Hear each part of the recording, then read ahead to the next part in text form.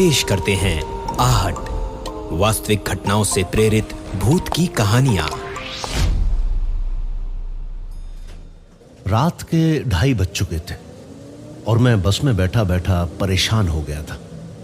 मुझे काम के सिलसिले में एक छोटे से शहर जाना था। यह शहर बहुत सुनसान क्षेत्र में था, इसलिए बस से जाना पड़ रहा था। मैं अक्सर काम के सिलसिले में छोटे छोटे गांव और शहरों में भटकता रहता हूं, पर आज तक किसी शहर या गांव में पहुंचने में मुझे इतनी दिक्कतें नहीं आईं जितनी इस शहर में आई थी। ना कोई फ्लाइट, ना कोई ट्रेन यहां आती थी, बस एक बस थी जो यहां तक पहुंच सकती थी। ऐसा लग रहा था जैसे ये शहर नए लोगों से बच रहा था। उस बस तक पहुंचने के लिए भी मुझे पास के एक गांव में ट्रेन तक आना पड़ा, जहां पे इस शहर जाने वाली बस थी। बड़े थकन भरे सफर के बाद मैं आखिरकार वहां पहुंच गया। बस में मेरे साथ काफी कम लोग थे। उन सबको कोई ना कोई उनके घर से लेने आया हुआ था।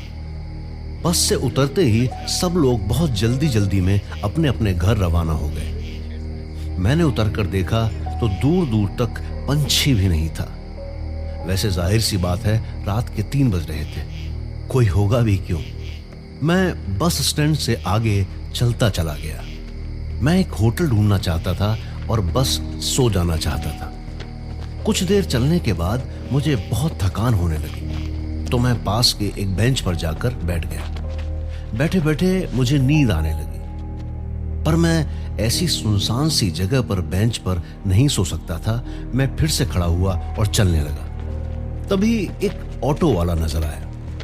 दूर दूर तक जहां एक इंसान तो क्या, जानवर भी नहीं था, वहां पर एक ऑटो वाला मुझे नजर आया। मैंने उत्साह से हाथ हिलाकर उसे बुलाया। जैसे ही वो रुका, मैंने देखा कि 2 और लोग बैठे थे अंदर। सब मुझे देखकर मुस्कुरा रहे थे। मैंने पूछा कि वो सवारी ले रहे हैं क्या? सबने एक साथ मुंडी हिलाकर हां कहा। मुझे ये सब बड़ा ही अजीब लग रहा था, पर थकान इतनी थी कि मैंने ज्यादा नहीं सोचा और बैठ गया। भैया, यहां आसपास अगर कोई होटल हो तो आप मुझे वहां छोड़ दो, मैंने ऑटो वाले से कहा। इस शहर में कोई होटल नहीं है। आप चाहें तो इन लोगों के जैसे मेरे साथ रुक सकते हैं। ऑटो वाले ने मुझे शीशे में देखकर कहा। मुझे बड़ा अजीब लगा। ऐसे कैसे हो सकता है कि किसी शहर में होटल ही ना हो और ये सब लोग भी ऑटो वाले के घर रुकने के लिए राजी हो गए। ये सब था तो बड़ा अजीब, पर मुझ में हर चीज का कारण जानने की शक्ति नहीं थी। मैं बस हामी भर के उनके साथ चला गया। ऑटो वाला काफी देर से गाड़ी चला रहा था, तो मैंने सोचा कि बाकी सबसे थोड़ी बातचीत कर लूं। मैंने बाकी 2 लोगों से पूछा कि वो लोग कहां से हैं और किस लिए आए हैं। उन दोनों ने कोई जवाब नहीं दिया। उनकी तरफ से ऑटो वाला बताने लगा कि ये लोग कौन हैं। ये दोनों भी मेरी तरह कुछ काम से आए थे। उनमें से एक कुछ सर्वेक्षण करने आया था और दूसरा सरकारी डॉक्टर था। मैंने भी अपने बारे में कुछ बताया। थोड़ी देर बाद हम ऑटो वाले के घर पहुंच गए। अंदर जाते ही मैंने देखा कि घर एक अकेले इंसान के रहने के हिसाब से काफी बड़ा था और ऑटो चलाने वाले के हिसाब से काफी आलीशान भी, पर शहर के थोड़े बाहर था। मैंने अपना सामान उतारा और पूछा कि रहने खाने का और ऑटो का कितना भाड़ा हुआ। ऑटो वाले ने मुस्कुरा कर कहा, किसी पैसे की चिंता नहीं करूं। मैंने थोड़ा जोर दिया। मैं किसी के पास बिना पैसे दिए नहीं रहना चाहता था। उसने मेरी आंखों में देखा और कहा, पैसे की चिंता छोड़ दीजिए, आप यहां आए वही काफी है। उसकी आंखें बिल्कुल मदहोश कर देने वाली थी, जैसे मैं उनमें खो ही गया था। 2 मिनट तक मैं उसे देखता रहा। फिर मुझे होश आया तो मैंने सर हिलाकर ठीक है कह दिया। मैंने अपने कमरे के लिए पूछा और मुंह हाथ धोने चला गया। मैं जैसे ही बाथरूम से बाहर आया, ऑटो वाला खड़ा था। आज आप बताइए क्या खाएंगे? मेरे बाहर आते ही उसने मुझसे पूछा। मैंने कहा, जो भी उनके पास है मैं वो खा लूंगा। मैं किसी पर बोझ नहीं डालना चाहता था। आज आपकी पसंद का बनेगा, आप बताइए तो सही। मेरी आंखों में देखकर उस ऑटो वाले ने कहा, और मैं फिर मदहोश हो गया। मटर पनीर।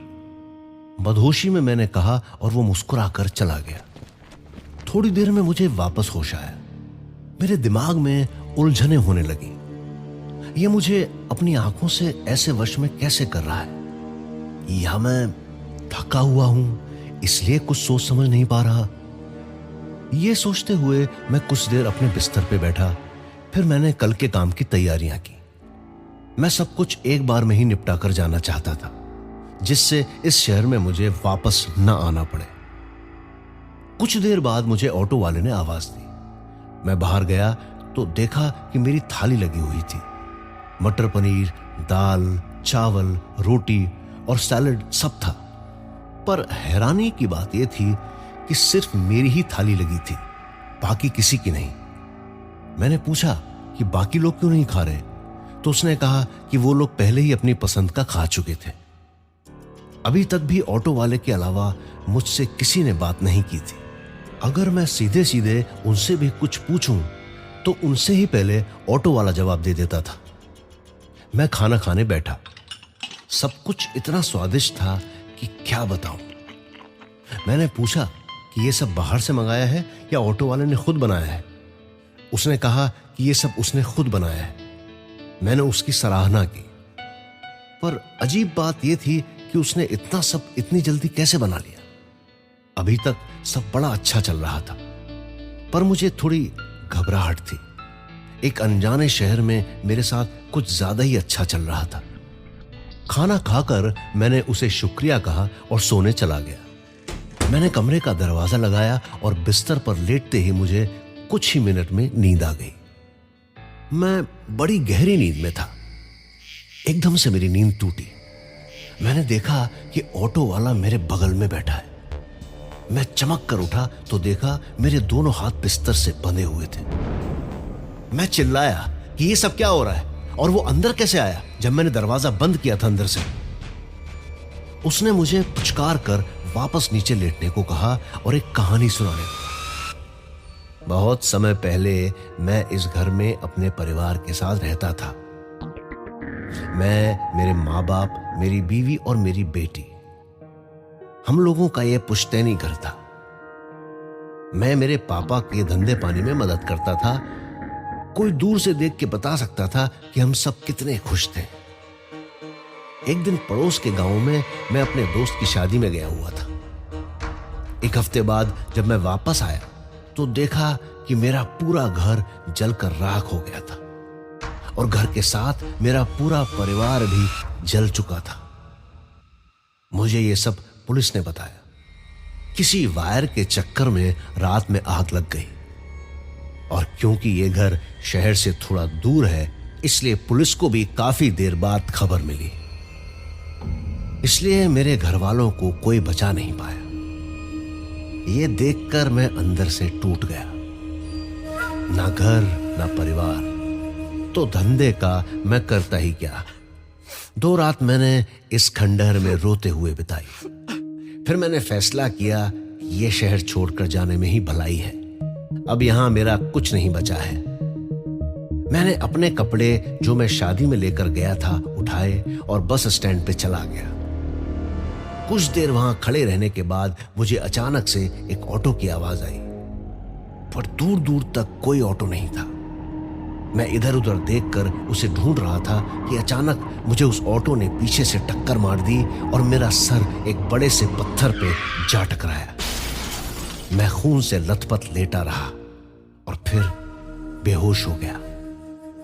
जब मैं उठा तो देखा मेरा खून बंद हो चुका था और मुझे कोई दर्द भी महसूस नहीं हो रहा था।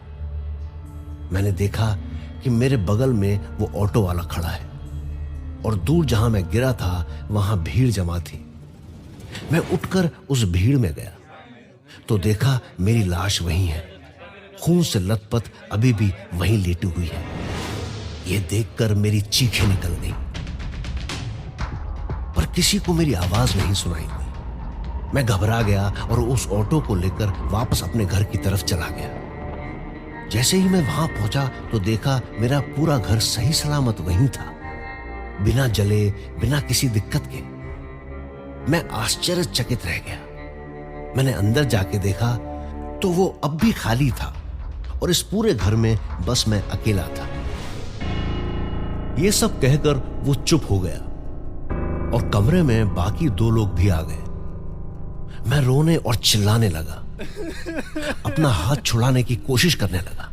मैंने बहुत मिन्नतें की मुझे छोड़ देने की, मुझे बस अपने घर जाने देने की। उसने मेरे मुंह पर हाथ रखा और मेरे होंठ बंद हो गए, जैसे किसी ने सिल दिए हो। मैं कितनी भी कोशिश करूं वो खुल नहीं पा रहे थे। जिस दिन मेरी मौत हुई उस दिन मैं समझ गया कि इस शहर का एक उसूल है, जो यहां आता है वो छोड़कर इसे नहीं जा सकता। और मुझे भी तो अकेले रहना पसंद नहीं है। यह कहकर उसने एक चाकू निकाला और मेरी तरफ बढ़ने लगा। मैं रोता रहा, चिल्लाने की कोशिश करता रहा, पर कुछ नहीं कर पाया। इसमें ज्यादा दर्द नहीं होगा, फिक्र मत करो। यह कहकर उसने मेरे गले पे चाकू रखा और मेरा गला काट दिया। मैं बेहोश होने लगा था। उतने में उसने अपना हाथ मेरी आंखों पर रखा और एकदम से मैं सो गया। मेरा सारा दर्द गायब हो गया। जब मुझे होश आया तब मैं बहुत शांत महसूस कर रहा था। न मुझे डर था न घबराहट। मैंने देखा कि मैं ऑटो में हूं, सबके साथ। मैं अब भी अपना मुंह नहीं खोल पा रहा था, पर मुझे कोई दिक्कत नहीं थी इससे।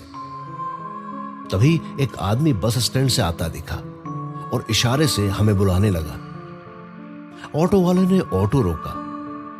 ऑटो के रुकते ही उसने पूछा, भैया यहाँ कोई होटल वगैरह हो तो मुझे वहां छोड़ दो।